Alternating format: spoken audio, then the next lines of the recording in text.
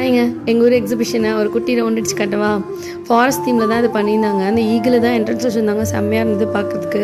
அப்புறம் ஒரு மலை மாதிரி பண்ணி அதில் வந்து நிறைய அனிமல்ஸு காட்டுவாசி பொம்மையெல்லாம் வச்சுருந்தாங்க. நல்லா இருந்தது. உள்ளேயும் பெரிய பெரிய அனிமல்ஸ் வச்சு அதெல்லாம் மூவ் ஆகிற மாதிரி சவுண்டு கொடுக்குற மாதிரி கை தலையெல்லாம் அசைக்கிற மாதிரி வச்சுருந்தாங்க. பார்க்குறதுக்கு நிஜமாகவே அழகாக இருந்தது. அதேமாதிரி சவுண்டுமே வந்து ரியலாக இருந்தது கேட்குறதுக்கு.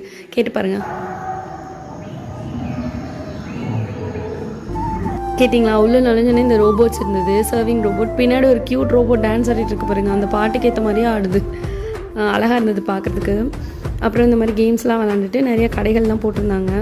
கடைகளில் ஷாப்பிங்லாம் பண்ணிவிட்டு உள்ளே போய் அந்த அப்பளம் இதெல்லாம் சாப்பிட்டுட்டு சுற்றி பார்த்தா யாருமே இல்லை. இது வந்து எங்களுக்கு வந்து ஒரு ப்ரைவேட் எக்ஸிபிஷன் மாதிரி ஃபீல் ஆச்சு. ஏன்னா இன்னும் லீவ் ஸ்டார்ட் ஆகலை. நாங்கள் அதுக்கு முன்னாடியே போயிட்டோம்.